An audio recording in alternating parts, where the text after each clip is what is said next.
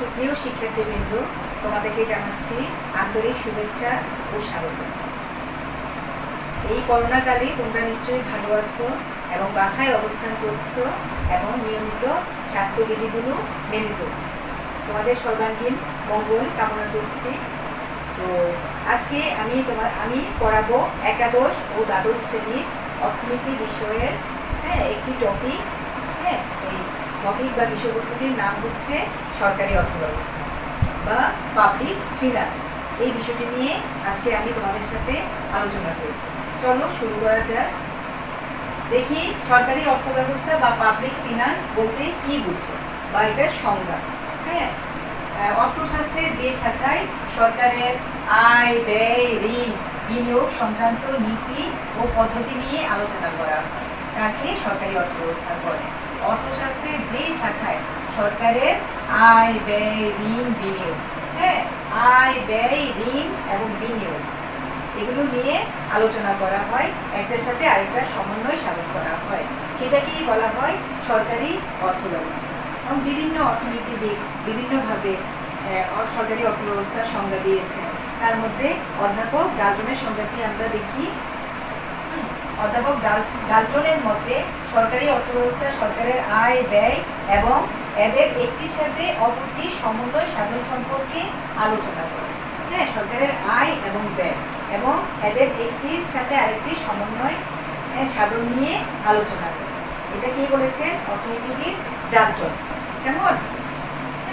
সরকারি অর্থব্যবস্থায় দেখো, আমি তোমাদেরকে একটা কথা বলি যে আমরা জানতে পেরেছি যে আগেকার যুগে সরকারের মাত্র দুটো কাজ ছিল। একটা কাজ হলো কাজের পরিধি কম ছিল, আর দুটো কাজ ছিল। একটা হচ্ছে বহিঃশত্রুর আক্রমণ থেকে দেশকে রক্ষা করা, আরেকটা কাজ হচ্ছে দেশের অভ্যন্তরে শান্তি শৃঙ্খলা রক্ষা করা। এই দুটোই কাজ ছিল, বহিঃশত্রু আক্রমণ থেকে দেশকে রক্ষা করবে এবং দেশের অভ্যন্তরের শান্তি শৃঙ্খলা রক্ষা করবে। এই দুটোই কাজ ছিল আগেকার যুগের সরকার। আর বর্তমান কালে বা যতই যুগ আধুনিক হচ্ছে সরকারের কাজের পরিধি উত্তরোত্তর বৃদ্ধি পাচ্ছে। কেমন? এইগুলো আগেকার যুগে সরকার এবং বর্তমান কালে সরকারের মধ্যে পার্থক্য। তারপরে দেখো সরকারি অর্থব্যবস্থার আওতাভুক্ত বিষয়গুলো কি কি। দেখো সরকারি আয়, সরকারি ব্যয়, সরকারি ঋণ এবং বাজেট। সরকারি আয়, সরকারি ব্যয়, সরকারি ঋণ এবং বাজেট, এগুলো নিয়ে সরকারি অর্থব্যবস্থা আলোচনা করে থাকি। ঠিক আছে? আচ্ছা, তারপরে দেখো আমি এখন আলোচনা করব তোমাদের সাথে সরকারি অর্থব্যবস্থা এবং ব্যক্তিগত অর্থব্যবস্থা। এই দুটোর মধ্যে পার্থক্য। ব্যক্তি নিজেকে নিয়ে চিন্তা ভাবনা করে, আর সরকার চিন্তা ভাবনা করে পুরা দেশের নাগরিকদের কথা চিন্তা করে থাকে। কেমন? তাহলে কয়েকটা পয়েন্টের মাধ্যমে এই দুটোর মধ্যে পার্থক্য আমি তোমাদের সাথে আলোচনা করছি। চলো শুরু করা যাক। সরকারি অর্থব্যবস্থা এবং ব্যক্তিগত অর্থব্যবস্থার মধ্যে পার্থক্য। আয় ব্যয়ের সামঞ্জস্য।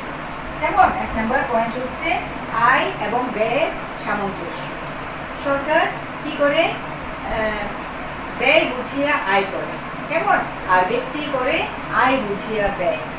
অর্থাৎ cut your coat according to your cloth. অর্থাৎ ব্যক্তি আয় বুঝিয়া ব্যয় করবে, আয়ের অধিক ব্যয় করবে না। তাহলে ব্যক্তি নিজেই সমস্যায় পড়বে, ঠিক না? আয় বুঝিয়া যদি ব্যয় না করে তাহলে ব্যক্তিকে কি করতে হবে? ঋণ করতে হবে, অন্যের উপর নির্ভরশীল হতে হবে। তার অর্থ শেষ হয়ে যাবে, সে সমস্যায় পড়বে। অর্থাৎ ব্যক্তি কি করবে? আয় বুঝিয়া ব্যয় করবে, আয়ের সাথে ব্যয় সামঞ্জস্য বিধান করবে। আর সরকার ব্যয় বুঝিয়া আয় করবে, অর্থাৎ দেশের কোথায় কত টাকা ব্যয় করতে হবে, জনকল্যাণ, প্রতিরক্ষা বলো, প্রশাসন বলো, সমাজ কল্যাণ বলো, আরো অনেক খাত আছে। এই ওই সমস্ত খাতে সরকার কি করবে? প্রচুর টাকা ব্যয় করবে। এগুলো আগে কি করবে? অ্যানালিস্ট করবে, তালিকাবদ্ধ করবে। তারপরে জনগণের কাছ থেকে আয় উত্তোলন করবে। কিভাবে? ট্যাক্সের মাধ্যমে এবং কর বহির্ভূত উপায়ে, না করের মাধ্যমে এবং কর বহির্ভূত উপায়ে সরকার নানাভাবে কি করবে? আয় করবে। কেমন? দেশের জন্য, দেশের জনগণের জন্য, দেশের কল্যাণের জন্য। কেমন? অর্থাৎ ব্যক্তি কি করবে? আয় বুঝিয়া ব্যয় করবে, আর সরকার ব্যয় বুঝিয়া আয় করবে। কেমন? এবার 2 নম্বর পয়েন্ট লক্ষ্য করি, আয় ব্যয়ের সময়সীমা। কেমন? আয় ব্যয়ের সময়সীমা। ব্যক্তির আয় ব্যয়ের সময়সীমা নেই। হ্যাঁ, যখনই সে আয় করবে, যেমন মাস শেষে, হ্যাঁ, যারা এমপ্লয়ি বা চাকরিজীবী ওরা মাস শেষে বেতন পায় বা স্যালারি পায়, এটা কখন ব্যয় করবে তার কোনো নির্দিষ্ট সময়সীমা নেই। তার যখন প্রয়োজন হবে, যখন চাহিদার সৃষ্টি হবে, অভাব বোধ জাগ্রত হবে, তখনই সে ব্যয় করবে এই টাকা পয়সা। কেমন? অর্থাৎ আয় ব্যয়ের কোনো সময়সীমা নেই। কিন্তু সরকারের আয় ব্যয়ের সময়সীমা আছে, বিভিন্ন অর্থ বছর আছে। কেমন? অর্থ বছর আছে, যেমন বাংলাদেশের অর্থ বছর হচ্ছে জুন জুলাই মাস। কেমন? জুন এবং জুলাই মাস হচ্ছে, জুন মাসে অর্থ বছর শেষ হয় আর জুলাই মাস থেকে অর্থ বছর শুরু হয়। কেমন? এটা হচ্ছে বাংলাদেশের প্রেক্ষাপটে। বিশ্বের অন্যান্য দেশের অর্থ বছর আবার অন্য মাসে, অন্য 2টি মাস, যেমন অক্টোবর নভেম্বরে আছে, সেপ্টেম্বর অক্টোবরে আছে, ডিসেম্বর জানুয়ারি মাস আছে, জানুয়ারি ফেব্রুয়ারি মাস আছে। এরকম বিভিন্ন দেশের বিভিন্ন অর্থ বছর আছে। আর আমাদের দেশের জন্য হচ্ছে জুন জুলাই মাস। কেমন? অর্থাৎ সরকার বছরে একটা নির্দিষ্ট সময়ে হিসাব নিকাশ করবে, বাজেট প্রণয়ন করবে এবং সেই অনুযায়ী টাকা পয়সা ব্যয় করবে দেশের জন্য, দেশের কল্যাণের জন্য। আর ব্যক্তির এই সমস্ত দিক চিন্তা করতে হবে না। ব্যক্তির যখন প্রয়োজন বোধ হবে বা প্রয়োজন দেখা দিবে, তখনই ব্যক্তি কি করবে? অর্থ ব্যয় করবে। বুঝতে পেরেছ? আচ্ছা, 3 নম্বর পয়েন্টে যাই আমরা। দেখো, ঋণের উৎস। ব্যক্তি ঋণের উৎস হচ্ছে পরিচিত জন, বন্ধু বান্ধব, আত্মীয় স্বজন, গ্রাম্য মহাজন, ফরিয়া, হ্যাঁ, ব্যবসায়ী এরা, অথবা প্রাতিষ্ঠানিক উৎসের মধ্যে ব্যাংক, হ্যাঁ, বিভিন্ন আর্থিক প্রতিষ্ঠান হতে পারে। ঠিক না? ব্যক্তির ক্ষেত্রে দেশের অভ্যন্তরভাগ থেকে ব্যক্তি লোন করতে পারবে বা ঋণ নিতে পারবে। আর সরকার দেশের অভ্যন্তর থেকে তো ঋণ নিতে পারবেই, দেশের বিদেশ থেকেও, দেশের বাইরে অর্থাৎ ফরেন কান্ট্রিজ গুলো থেকেও ঋণ গ্রহণ করতে পারবে সরকার। হ্যাঁ, বন্ধু প্রতিম দেশ, যাদের সাথে ভালো কূটনৈতিক সম্পর্ক আছে, ওই সমস্ত দেশ থেকে সরকার অতি সহজেই ঋণগ্রস্ত করতে পারবে। এছাড়াও বিভিন্ন সংস্থা আছে, যেমন IMF আছে, হ্যাঁ, বিশ্ব ব্যাংক আছে, হ্যাঁ, OIC আছে, ইউরোপীয় ইউনিয়ন আছে, এগুলা থেকেও সরকার ঋণ করতে পারবে। কেমন? এবং কি দেশের কল্যাণে এগুলো ব্যয় করতে পারবে। কেমন? এগুলো হচ্ছে ঋণ। ব্যক্তির ঋণ হচ্ছে পরিচিত জন এবং আর্থিক প্রতিষ্ঠান এবং দেশের অভ্যন্তর থেকে ব্যক্তি ঋণ গ্রহণ করে। আর সরকার ঋণ করে দেশের অভ্যন্তরের ব্যাংক, বীমা, আর্থিক প্রতিষ্ঠান, পুঁজিবাজার, এগুলো তো আছেই। আবার বিদেশ থেকেও সরকার ঋণ গ্রহণ করতে পারে। কেমন? তারপরে দেখো, তারপরের পয়েন্টে আমরা দেখি অর্থ ছাপানো। ব্যক্তি অর্থ ছাপাতে পারে না। ইচ্ছে করলেই আমরা অর্থ ছাপাতে পারি না। কেন পারি না? অর্থ ছাপাতে গেলে কি হবে? আইনগতভাবে, হ্যাঁ, আমি ফলস পজিশনে পড়ে যাব, আমার এটার অধিকার নেই বা আমার রাইট নেই, হ্যাঁ, আইনত দণ্ড নেই। হ্যাঁ, যার নোট ছাপালে তোমরা বুঝতেই পারছো কি অবস্থা হয়। হ্যাঁ, জেল জরিমানা হয়ে যাবে। কেমন? এটা হচ্ছে ব্যক্তির ক্ষেত্রে। আর নোট ছাপানো আর কি ব্যক্তির ক্ষেত্রে। আর ক্ষেত্রে, সরকারের ক্ষেত্রে, সরকারের তো অধিকার আছে নোট ছাপানো। হ্যাঁ, বাংলাদেশ ব্যাংক এই কাজটি করে থাকে। হ্যাঁ, বাংলাদেশ ব্যাংকের গভর্নর নতুন নোট ছাপিয়ে থাকেন। কেমন? তারপরে কি করে? গভর্নরের সিগনেচার আছে অনেক টাকার মধ্যে, দেখবে। আবার অর্থ সচিবের সিগনেচারও আছে। টাকা তোমাদের কাছে যদি টাকা থেকে থাকে, দেখবে যে টাকাগুলো খেয়াল করে দেখবে যে সিগনেচার আছে। কেমন?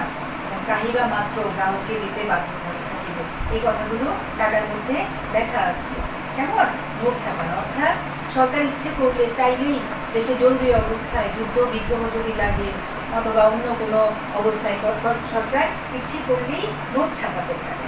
আর ব্যক্তি ইচ্ছে করলেই নোট ছাপাতে পারে না, কারণ ব্যক্তির কোনো অধিকার নেই নোট ছাপানো। পরের পয়েন্টটি লক্ষ্য করি, ঋণের ভার। হ্যাঁ, ঋণের ভার।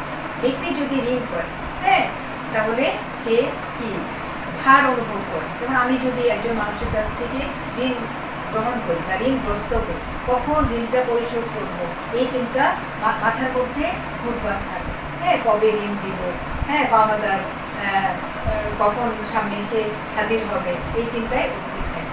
কেমন?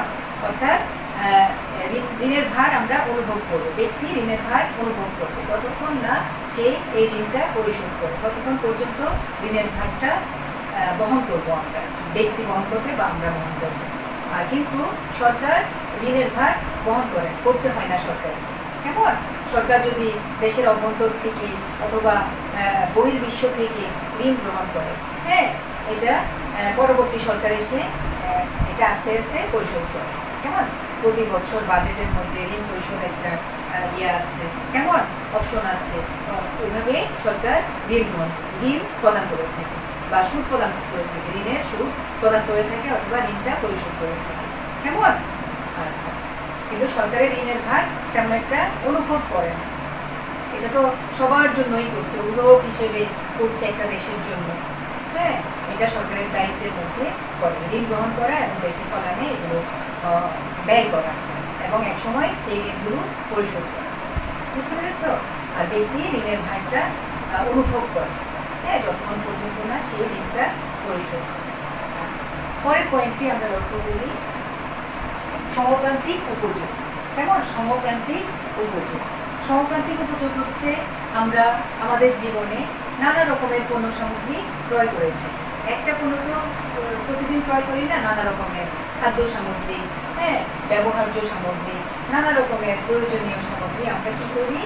ক্রয় করে থাকি। এবং প্রতিটা দ্রব্য থেকে আমরা কি করি? আলাদা আলাদা উপযুক্ত পাই এবং উপযোগ যাতে সমান উপযোগ পাই, হ্যাঁ, সমান উপযোগ যাতে পাই, এটাকেই বলা হয় সমপ্রান্তিক উপযোগ বৃদ্ধি। কিন্তু সরকার সমপ্রান্তিক উপযোগ বৃদ্ধি এই বিধিটা সরকারের ক্ষেত্রে প্রযোজ্য নয়। কেমন? কারণ সরকার দেশের জনগণের কল্যাণে উৎপাদন করে এবং মানুষের প্রয়োজন মিটিয়ে থাকে, এই জন্য এই বিধিটা কি সরকারের জন্য প্রযোজ্য নয়। তো ব্যক্তির জন্য সমপ্রান্তিক উপযোগ বিধি প্রযোজ্য। আমরা বিভিন্ন রকমের পণ্য ক্রয় করি এবং প্রতিটা দ্রব্য থেকে সমান উপযোগ পেতে চাই, এটা হচ্ছে সমপ্রান্তিক উপযোগ বিধি। আর সরকারের ক্ষেত্রে এই বিধিটি প্রযোজ্য নয়। সরকারের কাজ হচ্ছে সমাজের এবং দেশের কল্যাণ সাধন করা। নেক্সট পয়েন্টটি আমরা লক্ষ্য করি, কালের গুরুত্ব। হ্যাঁ, কালের গুরুত্ব। দেখো, আমাদের জীবন বা ব্যক্তির জীবন হচ্ছে ক্ষণস্থায়ী। আমরা অল্প সময়ে যা আয় রোজগার করি তার সবটাই ভোগ করে যেতে চাই, ঠিক না? যদি আমরা আগামী দিন নাও বেঁচে থাকতে পারি, ঠিক না? হ্যাঁ, কয়দিন আর বাঁচবো, এগুলো দেখে কি হবে, এই চিন্তা ব্যক্তির মধ্যে কাজ করে। কিন্তু সরকারের মধ্যে এই চিন্তা কাজ করে না, কেননা সরকার হচ্ছে দীর্ঘস্থায়ী। কেমন? দীর্ঘস্থায়ী, কন্টিনিউ করতে পারে সরকারের মেয়াদ, অথবা আরেকজন সরকার আসলে তার উপর বর্তায়, হ্যাঁ, এক সরকারের ঋণের বোঝা, হ্যাঁ, অথবা সব কিছু এভরিথিং আরেক সরকারের উপর বর্তায়, ঠিক না? এই জন্য কালের গুরুত্ব, সরকারের কাছে কালের গুরুত্ব নেই। কেমন?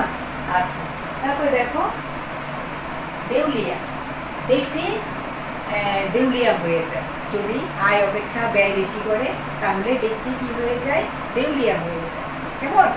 আয় অপেক্ষা ব্যয় বেশি করলে তাকে ঋণগ্রস্ত হতে হবে, তার সম্পদ নিঃশেষ হয়ে যাবে, ঠিক না? নিঃশেষ হয়ে যাবে, কিছুই থাকবে না তার কাছে। তখন মানুষের কাছে হাত পাততে পাততে এক সময় মানুষ আর তাকে হেল্প করবে না, তখন সে দেউলিয়া হয়ে যাবে। অর্থাৎ আয়ের অধিক যদি সে ব্যয় করে, মিতব্যয়ী যদি না হয়, তাহলে কি হবে? ব্যক্তি দেউলিয়া হয়ে যাবে, ঠিক না? এই জন্য আমাদেরকে কি হতে হবে? মিতব্যয়ী হতে হবে, তাহলে আর আমরা দেউলিয়া হব না। আর সরকার তো দেউলিয়া হয় না, কারণ সরকার যে সমস্ত সম্পদ ব্যবহার করে, হ্যাঁ, সেগুলো সব জাতীয় সম্পদ এবং জনগণের কাছ থেকে কর আদায় করে, হ্যাঁ, বিভিন্ন রকম উৎস আছে আয়ের, এভাবে আয় করতেই থাকে। এই জন্য সরকার কখনো দেউলিয়া হয় না, কিন্তু ব্যক্তি দেউলিয়া হতে পারে। তারপরে দেখো, হিসাবের গোপনীয়তা। ব্যক্তি কখনো কখনো তার ব্যক্তিগত আয়ের কি করে? গোপন রাখে, ব্যক্তিগত আয়টা গোপন রাখে। কেননা অন্য লোক যদি তার আয়ের হিসেব জেনে যায়, হ্যাঁ, তাহলে হয়তো তার টাকার উপরে ট্যাক্স বসাতে বসাবে, অথবা চুরি ডাকাতি হতে পারে, বিভিন্ন কারণ থাকতে পারে। কেমন? এই জন্য ব্যক্তি তার আয়টাকে গোপন রাখে, অনেক ক্ষেত্রে গোপন রাখে, ঠিক না? কিন্তু সরকার কখনো আয় ব্যয় গোপন রাখে না। বাজেট প্রতি বছর বাজেট ঘোষণার মাধ্যমে বা বাজেট অধিবেশনের মাধ্যমে কত টাকা আয় হলো, কত টাকা ব্যয় হবে, হ্যাঁ, কত টাকা উদ্বৃত্ত থাকবে, সব কিছু এভরিথিং জনগণের কাছে তুলে ধরে। কেমন? আচ্ছা, উপস্থাপন করে এবং তুলে ধরে। এবং গতকাল বাজেট অধিবেশন হয়েছে, তোমরা সবাই দেখেছো টেলিভিশনের পর্দায়।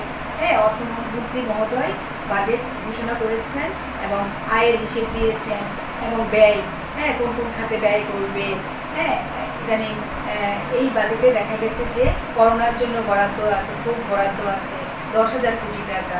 স্বাস্থ্য খাতে বরাদ্দ বেড়েছে, কেমন অ্যাডজাস্ট করা হয়েছে। কেমন? আচ্ছা, এটা হচ্ছে বাজেট। বাজেটের মাধ্যমে সরকার কি করে তার আয় ব্যয়ের হিসাবটা জনগণের কাছে তুলে ধরে। কেমন? এগুলি অপ্রকাশিত রাখে না, সবকিছুই জনগণকে জানিয়ে দেয়, জনগণ জানতে পারে দেশের কি অবস্থা, আয় কত, ব্যয় কত টাকা ব্যয় হবে, কোন কোন খাতে উন্নয়ন হবে, এভরিথিং। তারপর দেখো গোপনীয়তার কথাটা গেল। তারপরে হচ্ছে নাম্বার অর্থনৈতিক কল্যাণ। কেমন? ব্যক্তি তার নিজের কল্যাণ নিয়েই ব্যস্ত থাকে, তার আয় বাড়ানোর চেষ্টায় থাকে, চেষ্টায় রত থাকে, ব্যয় কমানোর চেষ্টা করে, ঠিক না? আয় বাড়ানোর চেষ্টা করে, অর্থাৎ ব্যক্তি নিজেকে নিয়ে চিন্তা ভাবনায় লিপ্ত থাকে। কেমন? নিজের ভবিষ্যৎ নিয়ে, নিজের আয় বাড়ানোর উপায় নিয়ে চিন্তিত থাকে বা ব্যস্ত থাকে। কিন্তু সরকার পুরা দেশের অর্থনীতি নিয়ে করে চিন্তা ভাবনা করে থাকে, কিভাবে দেশটাকে বিশ্বের অন্যান্য দেশের যে ভালো পর্যায়ে নিয়ে যাওয়া যায়, উন্নত দেশের কাতারে পৌঁছানো যায়, অনেক কিছু নিয়ে সরকার প্রতিনিয়ত চিন্তা ভাবনা করে থাকে। কেমন? এটা হচ্ছে অর্থনৈতিক কল্যাণ, অর্থাৎ সরকার অভিভাবক হিসেবে দেশের নাগরিকদের কি করে কল্যাণ সাধন করে থাকে এবং সমগ্র দেশের অর্থনৈতিক কল্যাণ সাধন করে থাকে। কেমন? তারপরে পয়েন্টটা দেখো, আয়ের স্থিতিস্থাপকতা। স্থিতিস্থাপকতা, ইলাস্টিসিটি। তোমরা ইলাস্টিক চেনো বা রাবার চেনো। টানলে বড় হয়, ইলাস্টিক টানলে বড় হয়, আবার ছেড়ে দিলে সংকুচিত হয়ে যায় না? সংকুচিত, বাড়ালে প্রসারিত হয়, আবার ছেড়ে দিলে সংকুচিত হয়ে যায়। ইলাস্টিক, ইলাস্টিক কথা থেকে ইলাস্টিসিটি কথাটি এসেছে। কেমন? এটার বাংলাটা হচ্ছে স্থিতিস্থাপকতা। কেমন? তো ব্যক্তির আয় হচ্ছে অস্থিতিস্থাপক। এটা আবার কি? ব্যক্তি অর্থাৎ ব্যক্তি ইচ্ছে করলেই তার আয় বাড়াতে পারে না, যদি না তার অ্যানাদার উৎস থাকে। আয়ের উৎস যদি না থাকে, ইচ্ছে করলেই ব্যক্তি তার আয় বাড়াতে পারে না, চাইলেই বাড়াতে পারে না। কেমন? যদি সে চাকরির পাশাপাশি ব্যবসা করে অথবা অন্য কিছু করে, আত্মকর্মসংস্থানে নিজেকে নিয়োজিত করে, তাহলে হয়তো তার আয় বাড়বে, সোর্স অফ ইনকাম বাড়াতে হবে, তাহলে তার আয় বৃদ্ধি পাবে। কেমন? অর্থাৎ ব্যক্তির আয়টা ইচ্ছে করলেই ব্যক্তি বাড়াতে পারে না। কেমন? ইচ্ছে করলেই সে লোন নিতে পারবে না, তাকে মর্গেজ দিতে হবে, অনেক কিছু, অনেক কষ্টে ব্যক্তি ঋণ গ্রহণ করে, ঠিক না? ইচ্ছে করলেই পারে না। কিন্তু সরকার ইচ্ছে করলেই দেশের অভ্যন্তর থেকে ঋণ গ্রহণ করতে পারে, বহির্বিশ্বের বিভিন্ন দেশ থেকে ঋণ গ্রহণ করতে পারে, অথবা জনগণের উপর কর আরোপ করতে পারে অধিক হারে। একবার কর আরোপিত হয়েছে, তা আবার নতুন নতুন করে করের উপায় বা উৎস খুঁজে জনগণের উপরে কর আরোপ করতে পারে, অথবা সম্পূরক শুল্ক আরোপ করতে পারে। সম্পূরক শুল্ক কাকে বলে? সম্পূরক শুল্ক হচ্ছে একবার কর আরোপ করা হয়েছে, তার উপর আবার নতুন করে যদি কর আরোপ করা হয়, সেটাকে বলা হয় সম্পূরক শুল্ক। বুঝতে পেরেছ? অর্থাৎ নতুন নতুন করে কর আরোপ করে জনগণের কাছ থেকে অর্থ আদায় করতে পারে সরকার। এই জন্য সরকারের আয়টা হচ্ছে ইলাস্টিক বা স্থিতিস্থাপক, আর ব্যক্তির আয়টা হচ্ছে অস্থিতিস্থাপক। ইচ্ছে করলেই ব্যক্তি তার আয় কি বাড়াতে পারে না, আর সরকার ইচ্ছে করলেই তার আয় বাড়াতে পারে বা কমাতে পারে, ইচ্ছে করলেই পারে। আচ্ছা, তো নেক্সট পয়েন্ট দেখো, উদ্বৃত্ত বাজেট বা সারপ্লাস বাজেট। উদ্বৃত্ত বাজেট বা সারপ্লাস বাজেট। কেমন? উদ্বৃত্ত বাজেট। তো উদ্বৃত্ত বাজেট হচ্ছে তিন প্রকার বাজেট। কিছুক্ষণ আগে তোমাদের সাথে বাজেট নিয়ে আমরা একটু আলোচনা করেছি, এখন প্রকারভেদটা বলছি। বাজেটের প্রকারভেদ। বাজেট হচ্ছে তিন প্রকার। এক নাম্বার হচ্ছে খাঁটি বাজেট, সুষম বাজেট, এক নাম্বার হচ্ছে সুষম বাজেট।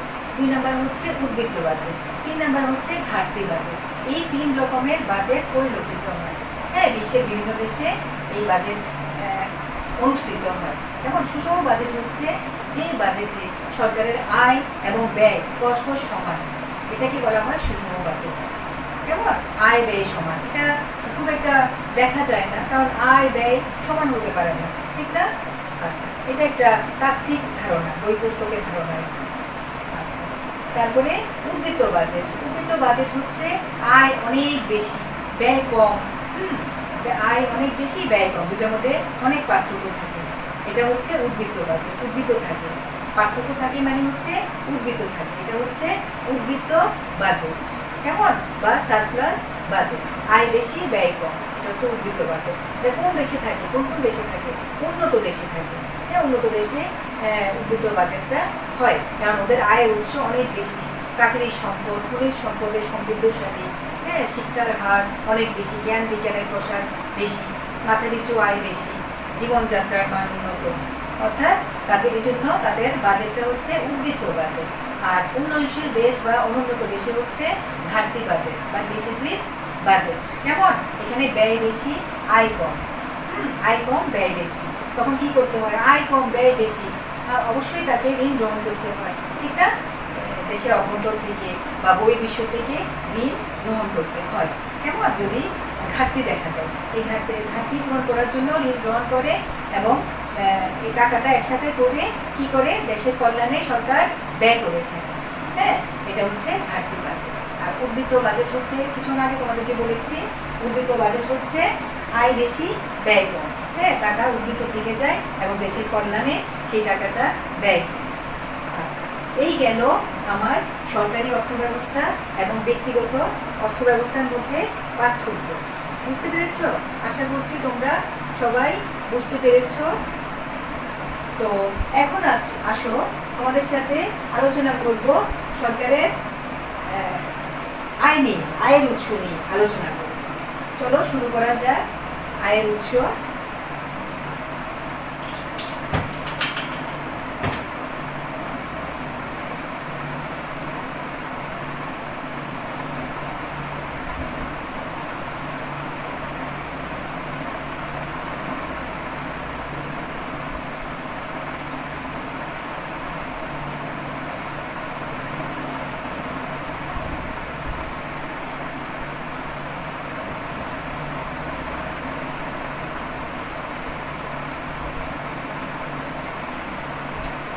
দেখো তোমরা,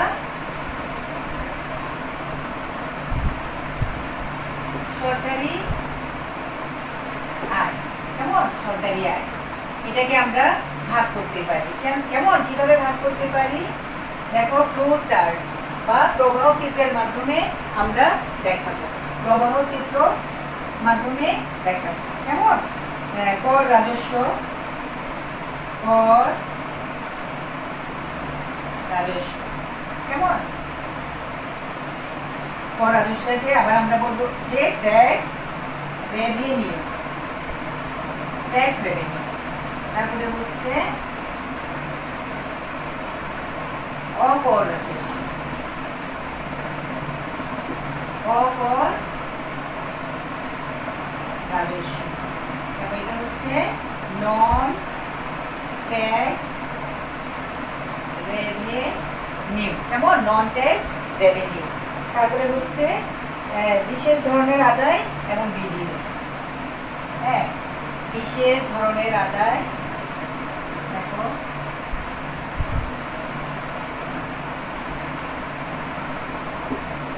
বিশেষ ধরনের আদায় এবং লাস্টে হচ্ছে দেখো বিবিধ।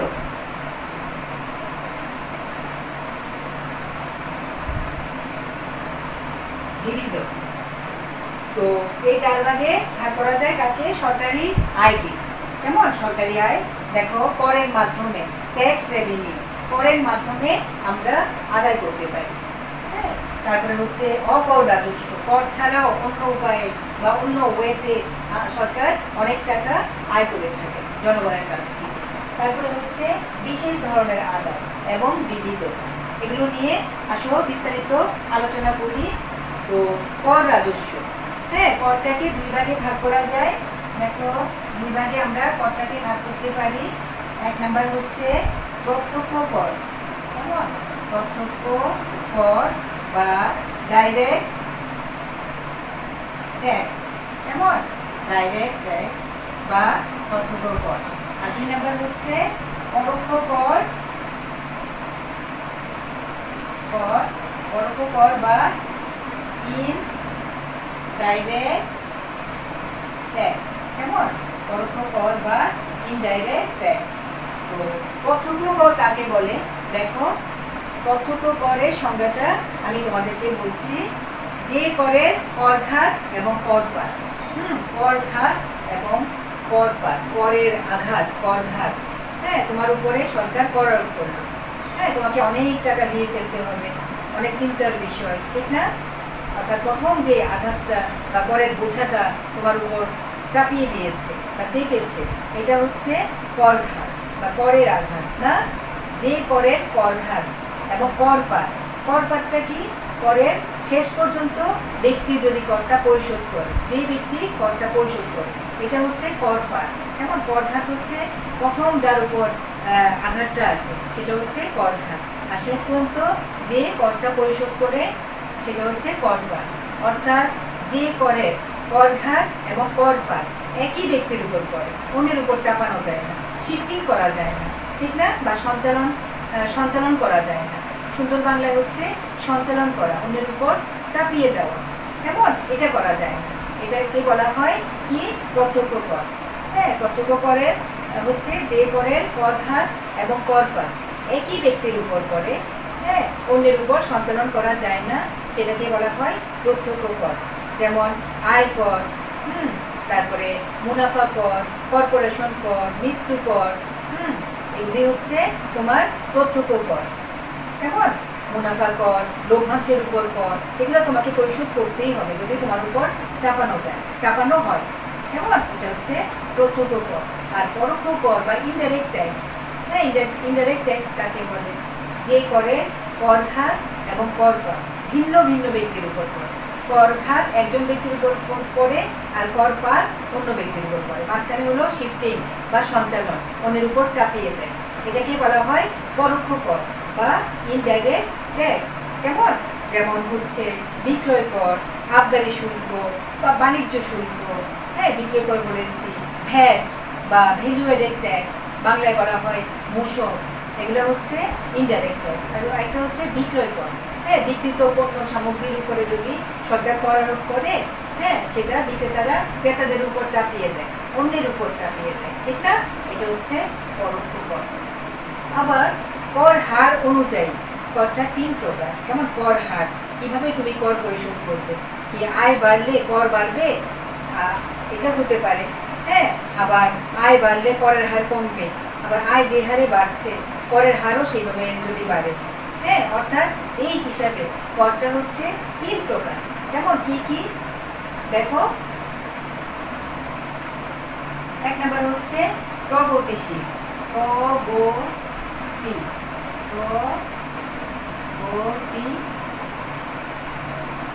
প্রগতিশীল কর বা প্রোগ্রেসিভ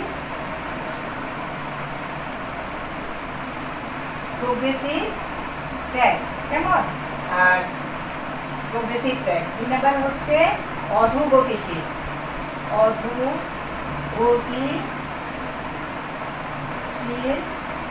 কর বা রিগ্রেসিভ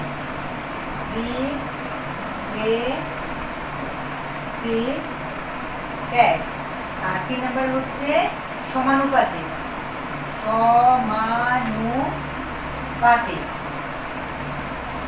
কর বা প্রপোর্শনাল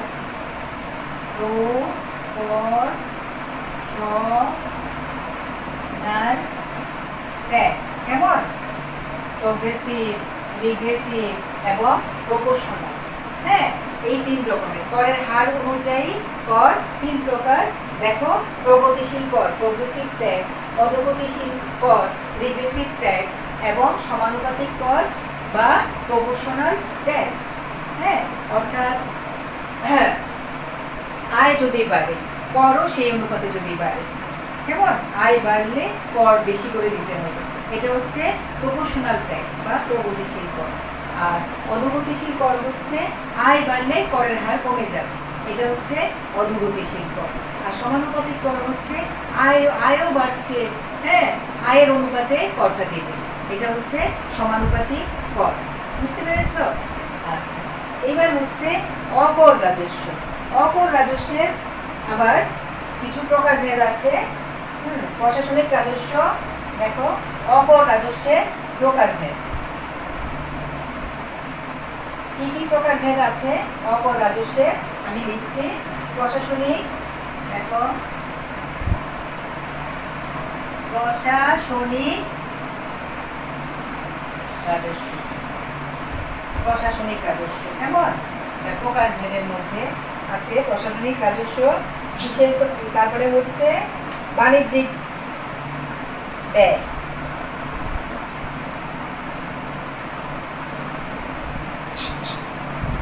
বাণিজ্যিক প্রশাসনিক রাজস্ব, তারপরে হচ্ছে বাণিজ্যিক ব্যয়, তারপরে হচ্ছে দান ও অনুদান। হ্যাঁ, দান ও অনুদান, এগুলি হচ্ছে তোমার অকর রাজস্বের প্রকারভেদ। হ্যাঁ, প্রশাসনিক রাজস্ব, হ্যাঁ, বাণিজ্যিক রাজস্ব, বাণিজ্যিক বাণিজ্যিক রাজস্ব, রাজস্ব কেমন? প্রশাসনিক রাজস্ব। প্রশাসনিক রাজস্বের মধ্যে কি কি আছে? প্রশাসনিক রাজস্ব কেমন? প্রশাসনিক রাজস্ব নিয়ে আলোচনা করছিলাম। হ্যাঁ, প্রশাসনিক রাজস্ব হচ্ছে, হ্যাঁ, যেমন জনসাধারণ সরাসরি, হ্যাঁ, উপকৃত হবে, সরকারের কাছ থেকে কিছু উপকার পাবে বা কোনো হেল্প পাবে, সাহায্য পাবে। হ্যাঁ, এগুলি প্রশাসনিক রাজস্বের অন্তর্ভুক্ত। যেমন রেজিস্ট্রেশন ফি, তুমি একটা নতুন গাড়ি কিনলে অথবা একটা ব্যবসা প্রতিষ্ঠান করলে তোমাকে রেজিস্ট্রেশন করতে হবে না? অবশ্যই। জমি কিনলা, ভূমি রেজিস্ট্রেশন করতে হয়, অনেক কিছুই রেজিস্ট্রেশন করতে হয়, এই জন্য সরকারকে রেজিস্ট্রেশন ফি দিতে হয়। কেমন? তারপরে হচ্ছে টিভি, ফ্রিজ অথবা কিছু কিনলে, এসি, এগুলো কিনলে লাইসেন্স করতে হয়। হ্যাঁ, সাইকেল কিনলে লাইসেন্স করতে হয়, তারপরে এগুলোর জন্য ফি দিতে হয়। কেমন? ফি, লাইসেন্সের ফি কোথায় দিতে হয়? সরকারের কোষাগারে জমা দিতে হয়। কেমন? তারপরে হচ্ছে কোর্ট ফি, কোর্ট ফি আছে, নানা রকমের ফি আছে, এগুলি সরকারের আয়ের উৎস, এগুলি প্রশাসনিক আয়, এগুলাকে প্রশাসনিক আয় বা প্রশাসনিক রাজস্ব বলা হয়। কেমন? তারপর এটা দেখো বাণিজ্যিক রাজস্ব।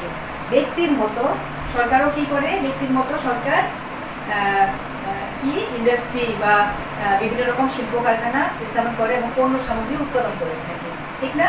এগুলা বিক্রি করে বাণিজ্যিকভাবে। যেমন রেল উৎপাদন সামগ্রী তো আছেই, এছাড়াও আছে, হ্যাঁ, বিমান আছে, তারপরে রেল আছে, ডাক ও তার আছে। হ্যাঁ, অনেকভাবে সরকার জনগণের কাছ থেকে টাকা আদায় করে থাকে। এটা হচ্ছে বাণিজ্যিক রাজস্ব। বাণিজ্যিকভাবে সরকার অনেক কিছু করে থাকে। কেমন? এটা হচ্ছে বাণিজ্যিক রাজস্ব এবং সরকার টাকা আদায় করে থাকে জনগণের কাছ থেকে। কেমন? আচ্ছা, তারপরে হচ্ছে দান ও অনুদান। হ্যাঁ, অনেক সময় বিশ্বের বিভিন্ন দেশ, হ্যাঁ, দান করে থাকে বা অনুদান দিয়ে থাকে। কোনো দেশ যদি সমস্যায় পড়ে অন্য দেশ থেকে, হ্যাঁ, অনুদান এনে থাকে, ঠিক না? এগুলো সরকারি আয়ের উৎস। কেমন? যেমন আমাদের দেশ অনেক সময় অনুদান নিয়ে আসে বা অনুদান পায়। আচ্ছা, তারপরে দেখো তোমার বিশেষ ধরনের আদায়, স্পেশাল অ্যাসেসমেন্ট বা বিশেষ ধরনের আদায়। হ্যাঁ, মনে করো আর্ন ইনকাম, এরকম নাম শুনেছো তোমরা? শুনে থাকবে অনুপার্জিত আয় বা আর্ন ইনকাম। এটা কি? এই বিষয়টাই হচ্ছে বিশেষ ধরনের আদায়। যেমন কোনো একটা এলাকায় অর্থনৈতিক উন্নয়ন হয়েছে, রাস্তাঘাট হয়েছে, ব্রিজ কালভার্ট হয়েছে, হ্যাঁ, তারপরে হাসপাতাল, শিক্ষা প্রতিষ্ঠান, বাজার, মার্কেট সব কিছু হয়েছে, ফলে এলাকার উন্নয়ন হয়েছে এবং ওই এলাকার জমির দাম অনেক গুণ বৃদ্ধি পেয়েছে। আগে অল্প ছিল জমির দাম, এখন বেড়ে অনেক টাকা হয়ে গেছে। এই জন্য জমির মালিকদের কোনো কিছু করতে হয়নি, এমনি এমনি এলাকার উন্নয়নের ফলে দাম বেড়ে গেছে, ঠিক না? আর জমির দাম তো দিনের পর দিন বৃদ্ধি পায়, কেননা জমির যোগান সীমিত এবং চাহিদা উত্তরোত্তর বৃদ্ধি পাচ্ছে। কেমন? আর এই খাতে যদি সরকার যদি ট্যাক্স আরোপ করে জমির মালিকের উপরে, কেমন, যে জমির দাম বৃদ্ধি পেয়েছে উন্নয়নের ফলে, অর্থনৈতিক উন্নয়নের ফলে, তাহলে কি হবে? এটাও সরকারের বিশেষ ধরনের আদায়ের মধ্যে পড়ে। বুঝতে পেরেছ? অনুপার্জিত আয় থেকে সরকার প্রচুর পরিমাণে ট্যাক্স বা কর পেয়ে থাকে, আদায় করে থাকে। বুঝতে পেরেছ? আচ্ছা, তারপর হচ্ছে বিবিধ। হ্যাঁ, বিবিধের মধ্যে হচ্ছে জরিমানা হতে পারে, তারপরে নতুন নোট ছাপানো, সরকারের সম্পত্তি থেকে আয়, কেমন, জরিমানা। হ্যাঁ, অনেক সময় দেখা যায় যে আইন অমান্য করলে তোমাকে জরিমানা দিতে হয়। হ্যাঁ, আইন শৃঙ্খলা ভঙ্গ করলে, তারপরে অন্য স্কুলে গেলে না, হ্যাঁ, পরের দিন তোমাকে জরিমানা পরিশোধ করতে হয়, অথবা বৈদ্যুতিক বিল দিতে বিলম্ব করেছো বা ডিলে করেছো, তখন তোমাকে জরিমানা সহ বিদ্যুতের বিল পরিশোধ করতে হবে, অথবা যে কোনো জরিমানা হতে পারে। ঠিক না? অনেক জায়গায় এই জরিমানা সিস্টেমটা প্রচলিত আছে, অর্থাৎ নিয়ম অমান্য করলেই জরিমানা দিতে হয়। ঠিক না? আচ্ছা, তারপরে হচ্ছে দেখো অতিরিক্ত মুদ্রা প্রচলন। বিবিধের মধ্যে আছে যে অতিরিক্ত মুদ্রা প্রচলন। সরকার অনেক সময়, হ্যাঁ, যদি দেখে যে অর্থনৈতিক অবস্থা খারাপ, হ্যাঁ, মানুষের হাতে অর্থ কম আছে, বা অন্য কোনো কারণ, যুদ্ধ বিগ্রহ হতে পারে, জরুরি অবস্থা হতে পারে, উৎপাদন কার্যক্রম বন্ধ আছে কোনো কারণে, তখন সরকার ইচ্ছে করলে নতুন নোট ছাপাতে পারে। কেমন? নোট ছাপিয়ে অর্থের চাহিদা সংকুলান বা মিটিয়ে থাকে। কেমন? তারপরে পয়েন্টটা হচ্ছে গিয়ে সরকারি সম্পত্তি থেকে আয়। হ্যাঁ, সরকারের কিছু সম্পত্তি পড়ে থাকে, অনেক জায়গা, অনেক পরিত্যক্ত বাড়ি, হ্যাঁ, তারপরে অনেক নদী নালা বন, হ্যাঁ, তারপরে জলাশয়, অথবা এমনিতে খাস জমি আছে, এগুলো পড়ে আছে, অথবা পুকুর, বড় বিশাল বিশাল দিঘি, হ্যাঁ, বা জলমহাল আছে, এগুলো পড়ে আছে। এগুলো মানুষ কি করে? একটা নির্দিষ্ট টাকার বিনিময়ে, হ্যাঁ, লিজ নেয়, হ্যাঁ, বা ইজারা নেয় সরকারের কাছ থেকে। ওইটাও সরকারের আয়ের একটা উৎস। অর্থাৎ সরকারি সম্পত্তি থেকে সরকার প্রচুর পরিমাণ অর্থ আয় করে থাকে। বুঝতে পেরেছ? এগুলো হচ্ছে কি, এতক্ষণ তোমাদেরকে করলাম সরকারি আয়, এবং সরকারি আয়ের প্রকারভেদ করে সরকার কিভাবে এই সমস্ত উৎস থেকে আয়